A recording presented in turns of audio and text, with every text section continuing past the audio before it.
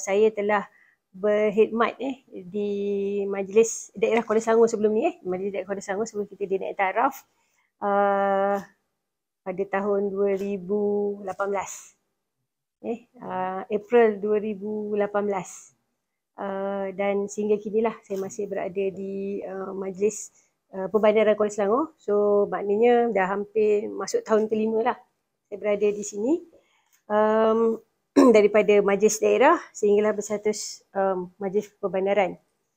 Maknanya kita baru saja sebenarnya orang kata dinaik taraf kepada Majlis Perbandaran pada 7 Ogos 2021. Saya rasa daripada segi perbezaan tu tak ada sangat sebab kita tahu pada tahun 2020 kita telah dilanda oleh pandemik COVID-19.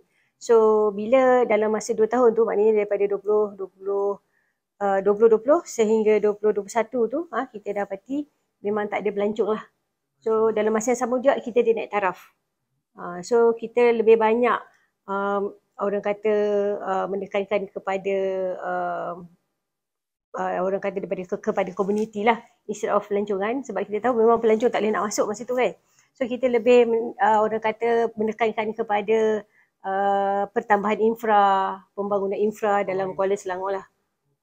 So sebab walaupun orang kata tengah PKP masa tu, tapi kita masih boleh lagi membangunkan infra-infra ataupun kita punya kawasan-kawasan pelancongan kita. Kita naik taraf, contohnya kelip-kelip Sanctuary Kelip-Kelip Kampung Kelantan, kita berjaya menaik taraf ataupun orang kata meremajakan lah, rejuvenate daripada bangunan yang sebelum ni kita rasa macam tak berapa orang kata ada wow factor di situ. Kita telah berjaya lah membangunkan semula menjadi satu kawasan sanctuary yang saya rasa kalau sekarang ni you all pergi tengok, adalah memang bukan sedikit, banyak lah dia punya orang kata perbezaan daripada sebelum PKP dengan yang sekarang ni.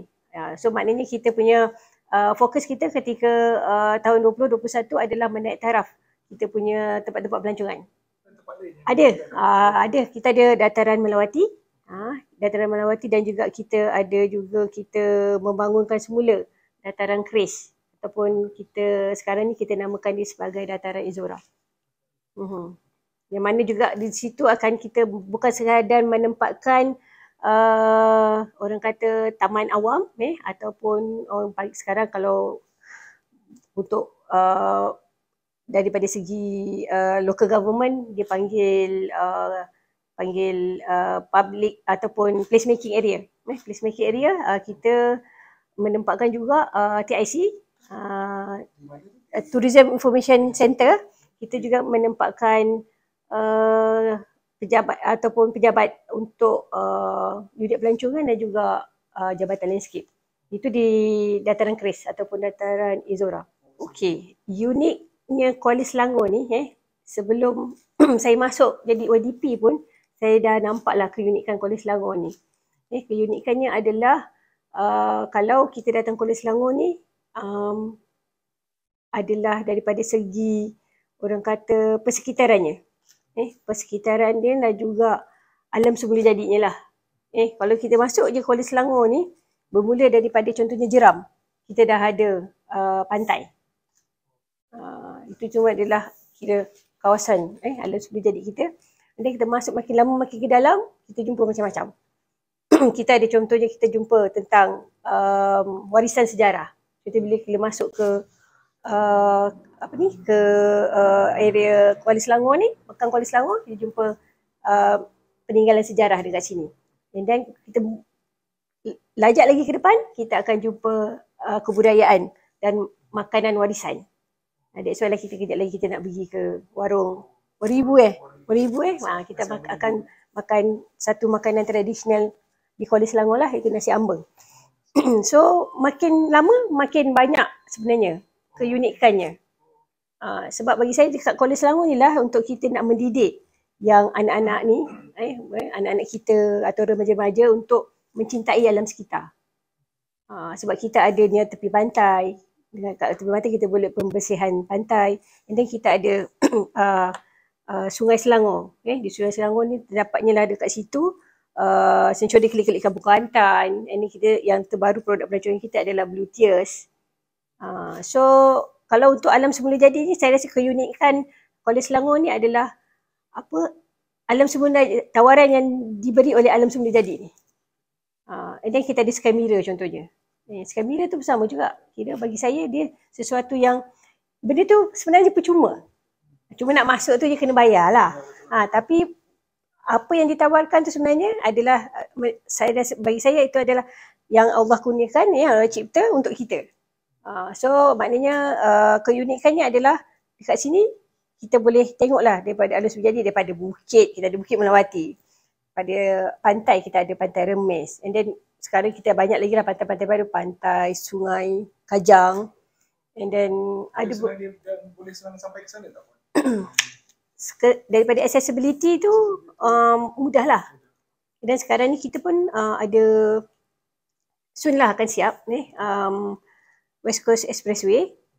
So yang tu maknanya akses untuk daripada orang yang berada di luar Kuala Selangor untuk masuk ke Kuala Selangor memang mudah lah. So saya rasa daripada segi infra, maknanya daripada segi jaringan jalan raya tu kita dah boleh membantu kita lah untuk orang kata memperkenalkan keunikan di Kuala Selangor ni. Yes. Kalau tempat pelancongan tu yang paling saya suka, of course Kelik-Kelik. Sanctuary Kelik-Kelik Kampung Kelantan lah. Itu nombor satu lah. Kalau kita ada promosi keluar negara pun, itu yang paling kita perkenalkan lah. Sebab satu, dia adalah aset kita. Maknanya Sanctuary Kelik-Kelik Kampung Kelantan tu adalah aset MPKS.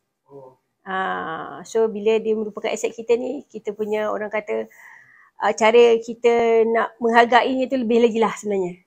So memang Sanctuary Kelik-Kelik Kampung Kelantan lah. Saya rasa saya punya favourite. Dan kalau duduk Kuala Selangor ni, kalau you dah duduk kat Kuala Selangor ni, kalau you tak gemuk tu tipulah.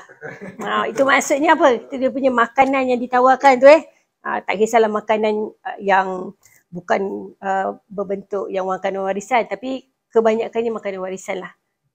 Kita ada dekat Kuala Selangor ni unik, ada satu lagi saya lupa nak cerita adalah setiap hari kita boleh makan ketupat. Setiap hari kita boleh sambut hari raya.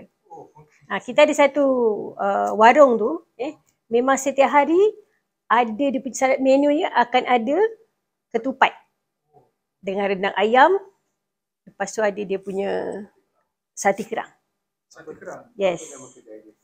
Itu apa, warung warisan warung ketupat Umatan. Dia ada nama dia macam-macam lah. Tapi kalau kebiasaannya yang naik konvoi-konvoi basikal, motor ni memang akan singgah di sana.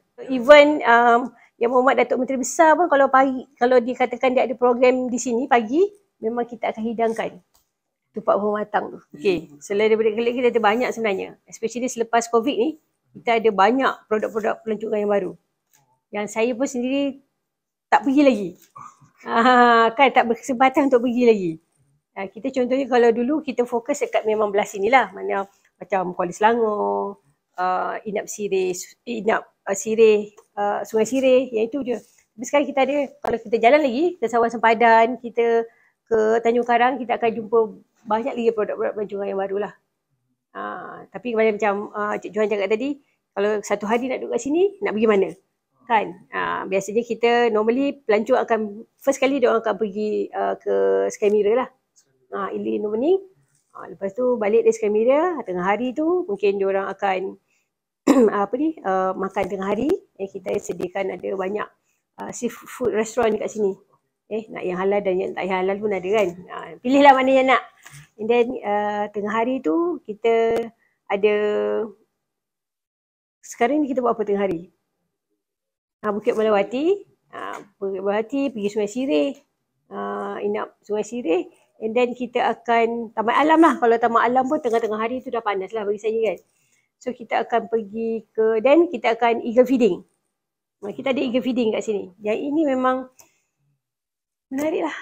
And then malam kita boleh pergi Kelip-Kelip, ataupun kita boleh lepas sama ada Kelip-Kelip ataupun Blue Tears. And then macam yang Tanjung Karang tadi saya sebut tu, dia ada satu baru punya tourism punya attraction adalah Celurut. Dia macam, nak kata basikal pun bukan basikal, tapi dia memang menarik lah. Dia bagi, ada juga yang setengah tu yang ada yang kalau jalan, di kat sana banyak jalan. Kat Sawah Sepadan, Tanjung Karang tu dia ada tali air ni segala bagainya. Dia ada juga yang di setengah tu dia panggil di apa, sawah. Di sawah. Tren di sawah. Tren di sawah. And then ada juga ATV sekarang. ATV naik dekat, orang kata batas-batas dekat sawah tu. Kat Bendang tu. And then yang menarik sekarang, yang saya dimaklumkan lah, memang fully book sampai end of this year adalah homestay di tepi sawah. Sampai tengok sawah dia minum air kelapa. Apa nama tempat kelapa baru tu? TK Coconut Farm. TK Coconut Farm. Tu, lepas tu kita boleh pergi tengok binatang-binatang. Kita ada 2 mini zoo. Satu kat Pantai Jeram, Pantai Remis, satu lagi dekat Penyamun, Teluk Penyamun. Nama tak unik nak. Nama pun unik. Kita ada Kampung Kuantan tapi kat Kuala Selangor. Kita ada Teluk Penyamun, kita ada Bagan Tengkorak, semua ada kat Kuala Selangor. Jadi tu. Tu, and then kita ada nasi lemak belangkas. Itu kat Tanjung Karang. Nasi lemak belangkas. Saya pun tak cuba lagi. Tapi ada kawan saya dah cuba. Dia kata sedap. Saya tengok belangkas tu pun saya dah macam tak wow betul kan. Tapi dia boleh makan belangkas tu. Dia sedap. Nasi lemak belangkas. Boleh lah cuba. Tapi okey lah. Harga yang ditawarkan pun tak adalah orang kata macam terlalu ridiculous kan. Memang mampu makan lah. Bukan mampu milik, mampu makan. So kalau nak datang Kuala Selangor ni, kita kena tengok jugalah. Macam kalau kita pergi OC ada dia punya orang kata season ni kan. Kena masa time kalau bulan 12 tu. Kita sekarang kalau kita tahu cuaca kat Malaysia di bulan 12 tu adalah musim tengkujuh. Kita pun berdasarkan kepada pengalaman tahun lepas lah. Bila kita dilanda banjir di Selangor ni antara negeri yang orang kata terlibat teruk dengan banjir tersebut lah. Dan Kuala Selangor tidak terlepas daripada orang kata bencana banjir tu. So ketika banjir tu memang tak boleh ke mana-mana lah. Yang itulah. So kita kalau boleh elakkanlah datang Kuala Selangor time bulan 12 ni. Time musim hujan lah. Maksud saya musim hujan. Sebab kalau nak pergi Sky Mirror pun, saya pun sebenarnya dah beberapa kali saya pergi Sky Mirror bila hujan. Kita tak boleh nak turun dan betul benden gambar pun taklah seperti mana yang kita inginkan. So kalau kita nak pergi, saya cuba kelip-kelip pun kalau hujan lebat pun kita akan tutup. Sebab kita bahaya kan. So itulah orang kata disadvantage kepada tempat-tempat pelancongan yang menawarkan yang ada alam semula jadi ni. So kita sedia maklum lah kita tengok je kalau kita datang Majlis Perbandaran Kuala Selangor, indah dan bersejarah. Indah dan bersejarah. Bersejarah tu memang dah ada dah. Kalau Kuala Selangor ni banyaklah tempat yang contohnya di Bukit Melawati tu kita dah tahu dah sejarah Kesultanan Melayu Selangor mula di situ. Yang indah tu dia sangat subjektif bagi saya. Orang kata alah dah naik pembandaran tapi ada je sampah lagi semua. Bagi saya indah tu, bagi saya dia besar, dia very broad lah. Keceriaan pun kira indah. Kan? Macam apa yang kita offer tu pun dia kira indah. Yang indah bagi saya kat situ adalah alam semula jadi lah. Yang ada dekat Kuala Selangor. So harapan saya adalah kalau macam mana pun kita maju, maknanya kalau alam sekitar kita tak jaga, tak guna juga. So memang Kuala Selangor ni memang saya sayang lah. Walaupun saya dah duduk lama di Bandaraya, bila saya diarahkan untuk orang kata berkhidmat di satu lokaliti yang orang kata berstatus daerah. So bagi saya kita tak boleh compare lah Bandaraya dengan daerah. So setiap tu macam Tuan Johan cakap tadi, kita punya uniqueness sendiri. Tapi bagi saya kadang-kadang orang katalah bersejarah yelah, tapi indah tu banyak lagi sampah semua. Lepas tu ada punya community yang tak bersih dan sebagainya. Tapi bagi saya, indah saya kat situ adalah keceriaan yang kita ada dan juga orang kata alam sekitar yang kita offer kat sini. Right.